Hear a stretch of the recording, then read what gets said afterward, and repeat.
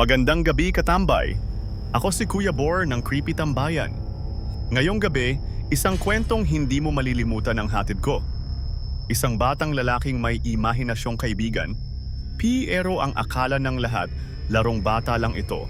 Hanggang sa isang araw, iniwan niya ang sulat. At ang laman lang ng sulat?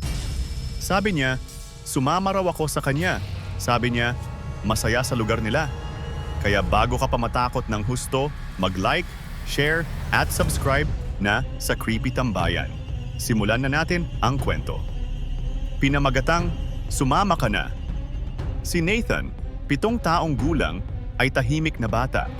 Madalas siyang mag-isa, pero hindi siya mukhang malungkot. Sa totoo lang, madalas pa siyang nakangiti. Lagi siyang may kinakausap kahit wala namang ibang tao sa paligid. Naglalaro ka na naman ba kay Eloy? Tanong ng kanyang ina habang nagsasalin ng mainit na sabaw sa mangkok. Opo, Mama. Gusto niya yung adobo natin kagabi. Sabi niya, masarap daw yung ulam mo. Napangiti ang ina. Akala niya, simpleng larong imahinasyon lang iyon, tulad ng karaniwang bata. Pero isang bagay ang hindi niya napansin.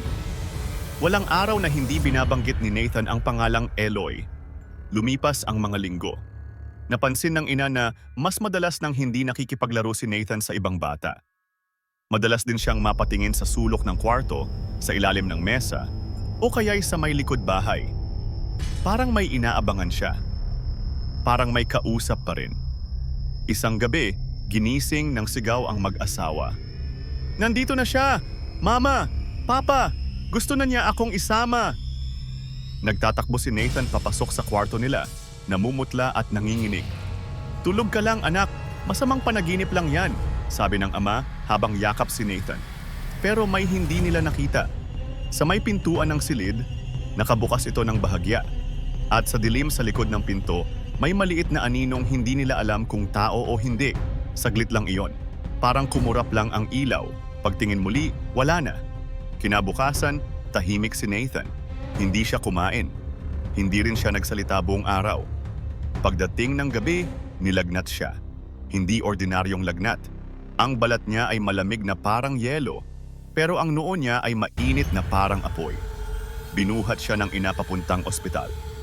Doon siya isinugod sa emergency room. Pagkalipas ng 2 oras, lumabas ang doktor, mabigat ang mukha. I'm sorry po, wala na po si Nathan.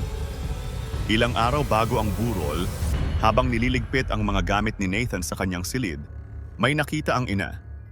Isang maliit na kahon ng laruan. Sa loob nito, isang papel na sulat, mukhang minadaling isulat. Gamit ang Crayola. Mama, Papa, kung mabasa niyo to, huwag kayong malungkot. Sabi ni Eloy, may masaya raw sa lugar nila. May mga puno, maraming ilaw, at masarap daw ang pagkain. Sabi niya, hindi na ako sasaktan ng mga bully roon. Sabi niya, hindi na ako mag-iisa. Sumama na raw ako sa kanya. Huwag kayong mag-alala. Babalikan ko kayo pag pwede na. Promise. Sa mismong araw ng burol, habang binubuksan ang kabaong ng bata sa bahay, may isang matandang babae ang lumapit. Yan ba ang batang si Nathan? Tanong niya. Opo. Kilala niyo po siya? Tanong ng ama. Hindi ko siya kilala, pero kilala ko si Eloy. Tahimik ang paligid. Lahat napatingin. Sino po si Eloy? Tanong ng ina, nanginginig ang boses. Matagal na siyang nawawala. Bata rin siya noon. Namatay siya sa lugar na to. Halos 30 anyos na ang nakalipas. Hindi siya matahimik. Lagi siyang naghahanap ng kalaro. Nagsalubong ang kilay ng ama. Paano niyo naman po nalaman yan? Dahil pamangkin ko si Eloy. At nung namatay siya, may iniwan siyang sulat. Inilabas ng matanda ang kupas na papel mula sa kanyang bag. Gamit ang Crayola rin. At halos magkapareho ang laman. Sabi niya, sumama raw ako sa kanya. Sabi niya, masaya sa lugar nila. Makalipas ang ilang linggo, sinubukan nilang ibalik sa normal ang lahat. Pero isang gabi, habang naghuhugas ng pinggan ang ina, may narinig siyang pabulong mula sa bintana. Mama! Mama! Napalingon siya. Wala namang tao. Lumapit siya sa bintana. Dahan-dahang bumukas ang ilaw sa silid ni Nathan. Kahit matagal nang nakapatay ang kuryente roon. At sa salamin ng bintana, may batang lalaking nakangiti. Sa tabi niya, isa pang batang nakaitim, walang mata. Hawak-hawak ang kamay ni Nathan. At narinig niyang muli, "Mama, sumama ka na rin." Ako si Kuya Bor ng Creepy Tambayan. At sana'y nakahinga ka pa pagkatapos ng kwentong ito.